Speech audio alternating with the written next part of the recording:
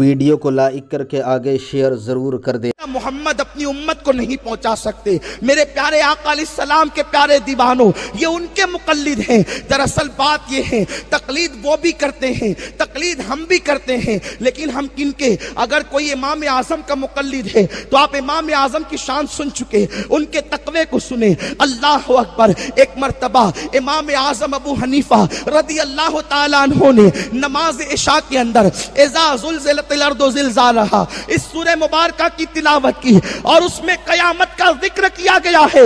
امام اعظم ابو حنیفہ قیامت کے ذکر سے لرز گئے۔ فَمَن يَعْمَلْ مِثْقَالَ ذَرَّةٍ خَيْرًا يَرَهُ وَمَن يَعْمَلْ مِثْقَالَ ذَرَّةٍ شَرًّا يَرَهُ، ایک ذرے کے برابر نیکی کی ہوگی تو اللہ تمہیں وہ بھی دکھا دے گا، ایک ذرے کے برابر برائی کی ہوگی اللہ تمہیں اس کو بھی دکھا دے گا۔ امام اعظم روتے روتے نماز کو مکمل کرتے ہیں، اور اس کے بعد جب نماز مکمل ہوتی ہے لوگ نکل کر چلے جاتے ہیں۔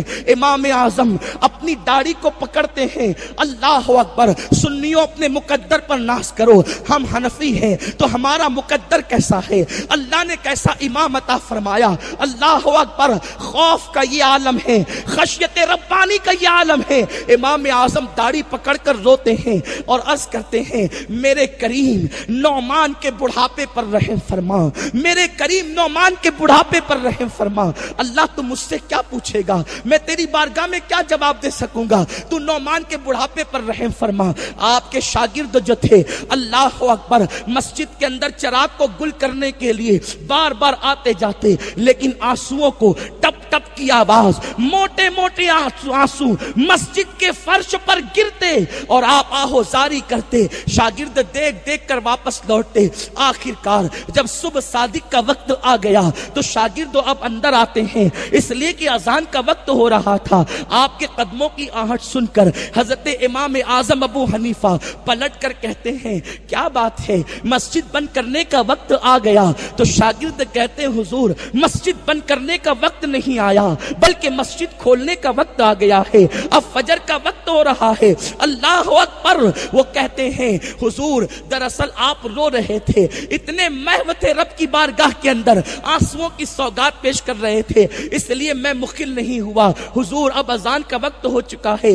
امام اعظم اپنے اس شاگرد کو بلاتے ہیں، فرماتے، تجھے اللہ کا واسطہ دے کر کہتا ہوں، جب تک میں زندہ رہوں اس وقت تک یہ واقعہ کسی سے بیان نہ کرنا، ورنہ رونے کی داستان لوگوں کو پتہ چل جائے گی، خشیت کا معاملہ لوگوں کو پتہ چل جائے گا۔ میرے پیارے آقا علیہ السلام کے پیارے دیوانوں، ایسے ایسے اہل تقوی کے ہم مقلد ہیں۔ اگر کوئی شافعی ہے تو اللہ اکبر، وہ امام شافعی کا مقلد ہے، وہ امام شافعی رحمت اللہ تعالی علیہ جن کے زمانے کے اندر لوگ ان کے تقوی کے قائل ہیں، وہ امام احمد ابن حنبل رضی اللہ تعالیٰ عنہ جیسا مجاہد۔ اگر کوئی حنبلی ہے وہ بھی خوش نصیب ہے کہ اللہ اکبر، جب فتنہ خلق قرآن کے معاملے کو لے کر کے بڑی بڑی حکومتیں متزلزل ہو گئی، اس وقت اللہ اکبر حضرت امام احمد ابن حنبل کو کپڑے اتروا کر کے مامون کوڑے لگواتا تھا، حکومت کے نمائندے کوڑے لگاتے تھے، اور کوڑے لگانے کا انداز یہ تھا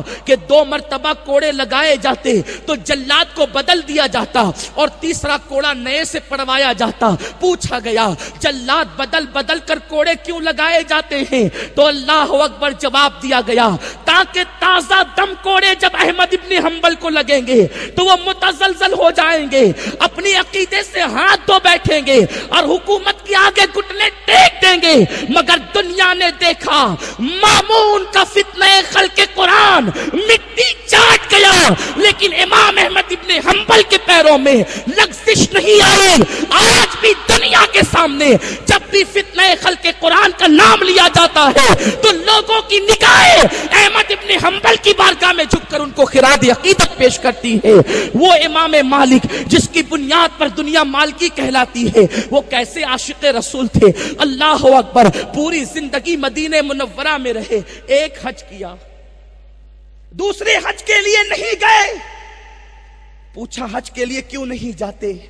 فرماتے حج کے لیے نکلوں مدینے سے باہر اور میرا انتقال ہو تو مدینے سے باہر ہوگا، میں یہ چاہتا ہوں کہ میں مدینے میں مروں، کیونکہ آقا نے فرمایا ہو سکے تو مدینہ منورہ میں مرنا، جو مدینہ منورہ میں مرے گا قیامت کے دن وہ میرے ساتھ اٹھایا جائے گا، میں اس کی شفاعت کروں گا، میں اس کے ایمان کی گواہی دوں گا۔ یہ امام اعظم کا، امام مالک کا انداز ہے۔ جانتے ہیں پوری زندگی کبھی مدینہ منورہ میں سواری پر نہیں بیٹھے، اس لیے نہیں بیٹھے کہ یہ تو میرے نبی کا شہر ہے جس میں میرے رسول آرام کر رہے ہوں، میں اس میں سواری پر کیسے بیٹھوں۔ اللہ اکبر۔ جب مدینہ منورہ کے اندر آپ کو پیشاب اور پاخانے کی حاجت ہوتی تو دور جاتے، مدینہ منورہ کی سرحد کے باہر نکلتے اور وہاں پر حاجت سے فارغ ہوتے اور ارشاد فرماتے جس میں میرا محبوب آرام کر رہا ہو اس میں کیسے پیشاب کیا جائے، اس زمین پر پاخانہ کیسے کیا جائے۔ اللہ اکبر۔ ایک مرتبہ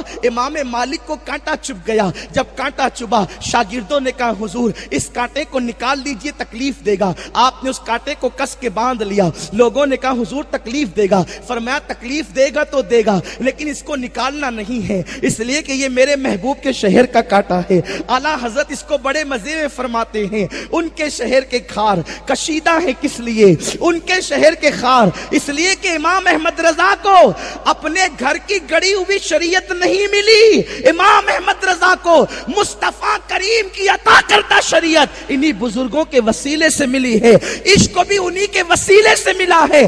امام احمد رضا کہتے ہیں ان کے شہر کے خار کشیدہ ہے کس لیے، آنکھوں میں آئیں سر پہ رہیں دل میں گھر کریں، آنکھوں میں آئیں سر پہ رہیں دل میں گھر کریں۔ اور چھوٹے بھائی حسن بریلوی کہتے ہیں بڑے مزے میں کہتے ہیں اے خار طیبہ پاؤں سے کیا کام تجھے، اے خار طیبہ پاؤں سے کیا کام تجھے، آ میری جان میرے دل میں ہے رستہ تیرا، آ میری جان میرے دل میں ہے رستہ تیرا۔ امام مالک کو وہ کانٹا چبھا تو پیر میں باندھ لیا، لوگوں نے کہا نکال دے، فرمایا نہیں، قیامت کے دن اللہ جب مجھ سے پوچھے گا اے مالک دنیا سے کیا لایا ہے تو عرض کروں گا تیرے حبیب کے شہر کا کانٹا لایا ہوں، وہی میرے لیے نجات کا ذریعہ ہوگا۔ تو یاد رکھے مالکی ہو، حنبلی ہو، شافعی ہو، حنفی ہو، یہ سب اہل سنت ہے اور یہ فرقے نہیں ہیں، یہ ایک فرقہ ناجیہ اہل سنت ہے۔ غیر مقلدین یہ کہہ کر کے ہمارے نوجوانوں کو دھوکہ دیتے ہیں کہ یہ 4 فرقے ہیں اور رسول اللہ نے فرمایا کہ میری امت میں 73 فرقے ہوں گے، ایک جنت میں جائے گا، تو بتاؤ حنفی جائے گا، شافعی جائے گا، مالکی جائے گا کہ حنبلی جائے گا؟ وہ نادانوں سنو، یہ الگ الگ فرقے نہیں ہیں، فرقہ ناجیہ تو ایک ہے اہل سنت اور یہ چاروں اہل سنت ہی ہے، اسی لیے چاروں حق پر ہے۔ اور غیر مقلدین جو ہے بخاری کی حدیث پیش کرتے ہیں اور کہتے ہیں دیکھو رفع یدین کیا گیا، آمین بالجہر کہی گئی، اس طریقے کی باتیں کرتے ہیں۔ انہیں جواب دیا جائے ہمارا اختلاف غیر مقلدین سے رفع یدین پر نہیں ہے، ہمارا اختلاف غیر مقلدین سے آمین بالجہر پر نہیں ہے، ہمارا اختلاف غیر مقلدین سے ہاتھ کہاں باندھنا چاہیے اس کا نہیں ہے، اس لیے کہ یہ فروع اختلاف ہے۔ ان اختلافات کی کوئی ایسی حیثیت نہیں ہے جس کی بنیاد پر کوئی گمراہ ہو یا کافر ہو۔ شوافے ہاتھ ہم سے الگ انداز سے باندھتے ہیں لیکن ہم ان کو اگر وہ اہل سنت پر ہے تو ہم ان کو جنتی اور حق پر سمجھتے ہیں، حنبلیوں کو حق پر سمجھتے ہیں۔ میرے پیارے آقا علیہ السلام کے پیارے دیوانوں، ہمارا ان سے اختلاف غیر مقلدین سے عقیدے کا اختلاف ہے۔ آپ کو پتا ہے ان کے عقائد کیا ہیں؟ غیر مقلدین عقیدہ یہ رکھتے ہیں کہ معاذ اللہ محمد مر کر مٹی میں مل گئے، جبکہ سیاہ ستہ کی روایت ہے، آقا کریم کا فرمان ہے ان اللہ تعالی حرم علی الارض ان تاکل اجساد الانبیاء فنبی اللہ حی یرزق، بے شک اللہ نے زمین پر حرام کر دیا کہ وہ نبیوں کے جسموں کو کھائے، اللہ کا نبی زندہ ہے اور اسے روزی دی جاتی ہے۔ اب آپ مجھے بتائیں، رسول اعظم فرمائے کہ نبی زندہ ہیں، صدیق اکبر کا عقیدہ یہ کہ نبی زندہ ہیں، اللہ اکبر۔ الخصائص الکبریٰ میں اللہ اکبر امام سیوطی نے بیان فرمایا کہ جب صدیق اکبر دنیا سے جانے لگے تو دنیا سے جاتے جاتے فرمایا لوگوں جب میرا وصال ہو جائے تو مجھے نہلانا، کفن پہنانا، جنازے کی نماز پڑھانا، اور اس کے بعد میرے لاشے کو لے کر، میرے جنازے کو لے کر مصطفیٰ جان رحمت کے مزار پر پہنچنا، اور لے جانے کے بعد آقا سے عرض کرنا یا رسول اللہ، جو آپ کا غلام ساری زندگی آپ کے ساتھ رہا، وہ قبر میں بھی آپ کے قدموں میں رہنا چاہتا ہے۔ امام حضرت صدیق اکبر کہتے ہیں اگر اجازت مل جائے تو مجھے رسول اللہ کے قدموں میں دفن کر دینا، اور اگر اجازت نہ ملے تو اس وقت مجھے مسلمانوں کے قبرستان بقیع میں دفن کر دینا۔ لیکن قربان جائیں، صحابہ کا اس پر اجماع ہے کہ اللہ کے رسول زندہ ہے۔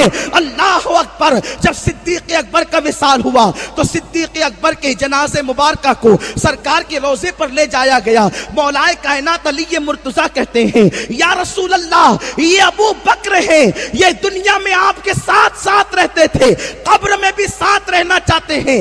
امام سیوطی لکھتے ہیں، امام یوسف نبہانی فرماتے ہیں کہ جب مولا علی نے کہا تو رسول اللہ کے حجرے کا دروازہ بند تھا، وہ دروازہ اپنے آپ کھل گیا اور قبر انور سے آواز آئی محب کو محبوب سے ملا دیا جائے۔